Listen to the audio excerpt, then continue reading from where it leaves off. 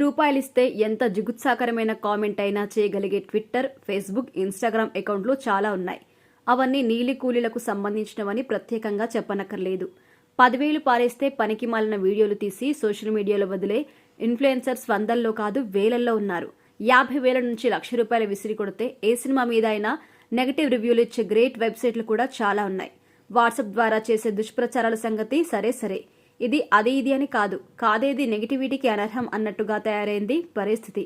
అంతా కలిసి game changer మీద విషం చిమ్మడాన్ని ఎలా చూడాలి? 4 కోట్లు అంటే చిన్న విషయం కాదు. ఏ చిన్న సినిమాకైనా అత్యద్భుతమైన బడ్జెట్ ఇది. 4 కోట్లతో ఒక మంచి చిన్న సినిమా తీసి 10 కోట్లు సంపాదించుకునే అవకాశం ఉంది కదా. గేమ్ చేంజర్ సినిమా మీద విషం చిమ్మడానికి 4 కోట్ల దాకా ఎందుకు ఖర్చు పెట్టారు అనే వార్త ఎందుకు షికారు చేసినట్టు? ఇంతకీ ఆ 4 కోట్లు ఖర్చు పెట్టిందెవరు? ఒక వ్యక్తి కాదు, కొందరు కలిసి ఖర్చు చేసిన మొత్తం ఇది. కాదు ఆయా వ్యక్తులు తమ వ్యక్తిగత అక్కసుతో విడివిడిగా గేమ్ చేంజర్ మీద దాడి చేసేందుకు వెచ్చించిన మొత్తం ఇది అంటున్నారు. ఇది కాకుండా రాజకీయ కోణంలో, కులం కోణంలో గేమ్ చేంజర్ మీద చిమ్మిన విషాన్ని డబ్బుల్లో లెక్కేస్తే అది ఇంకో 5-6 కోట్ల రూపాయలపైనే ఉండొచ్చు అన్నది ఒక అంచనా. అయినా రామ్ చరణ్ ఏమంత నేరం చేశాడని? పోనీ దిల్ రాజు ఎవరికైనా అన్యాయం చేశాడా? దిల్ రాజు లెక్క వేరు. సంక్రాంతికి 3 సినిమాలొస్తే 2 ఆయన నిర్మించిన సినిమాలే. అందులో గేమ్ చేంజర్ 1 డాకు మహారాజ్. ఈ సినిమాకి ఆయన పంపిణీదారుడు. సంక్రాంతికి వస్తున్నాం నిర్మాత కూడా దిల్ రాజే. సంక్రాంతికి వస్తున్నాం సినిమాకి దిల్ రాజుకు వసూళ్ల పండగ. అలాగనే గేమ్ చేంజర్ సినిమా ఫలితం తేడా వస్తే అది కష్టమని దిల్ రాజుకు తెలియదా?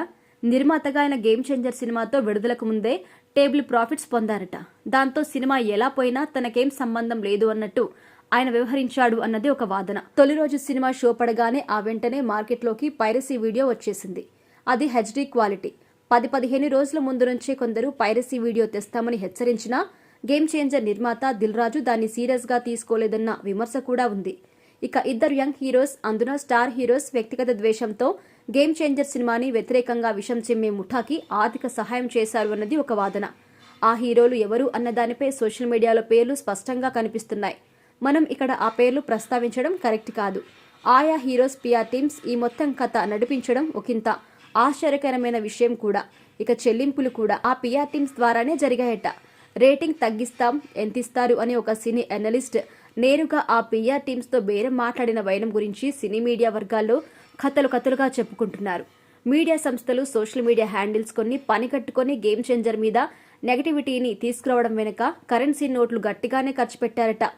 వేలల్లో కాదు లక్షల్లో వెదజల్లి మరి గేమ్ చేంజర్ కి వ్యతిరేకంగా ట్వీట్లు, ఫేస్బుక్ కామెంట్స్, ట్వీట్ రివ్యూలు, ఫేక్ కలెక్షన్స్, రిపోర్టర్లు, థియేటర్ల దగ్గర గేమ్ చేంజర్ కి వ్యతిరేకంగా మాట్లాడే పేడి కూలీలతో వీడియోలు, ఇలా నడిచిన కథ చెప్పుకుంటూ పోతే చాలా ఉంది. ఈ నెగటివిటీ వల్ల కొన్ని వెబ్సైట్స్ ఆర్థికంగా లాభపడ్డాయి.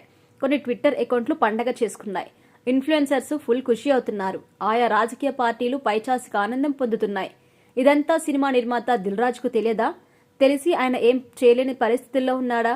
సంగీత దర్శకుడు తమన్ మన సినిమాని మనమే చంపేసుకుంటున్నాం, అసలు మన మనుషులమేనా అని ప్రశ్నించాడంటే గేమ్ చేంజర్ సినిమాకి వెన్నుపోటు పొడిచింది లోపలి వ్యక్తులని అర్థమైపోయినట్టే కదా. లోపలి వ్యక్తుల సహాయ సహకారంతో బయట వ్యక్తులు చెలరేగిపోయారన్నమాట. అద్గది అసలు సంగతి అన్నమాట.